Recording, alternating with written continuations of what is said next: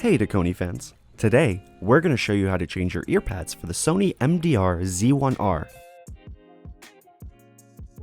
The first step is to remove the earpads from the headphone. You can do this by twisting them counterclockwise to release the mount of the earpad.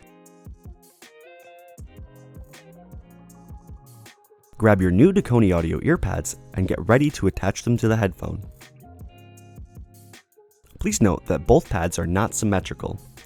You will need to attach the correct left and right sides to their applicable cups. There's a red dot indicator on the right side and a white dot indicator on the left side, allowing you to know which is left and which is right. The way you can tell Dekoni audio earpads left and right is looking at the seam and making sure that the earpad will land with a thicker part towards the back of your head. Take the little notch that's on the earpad mount and stick it in the earpad cup where the dot is. So on the left side, the white dot is where you'll stick that pin. You'll turn it clockwise to lock it into place and pull outwards just to make sure it's in there securely.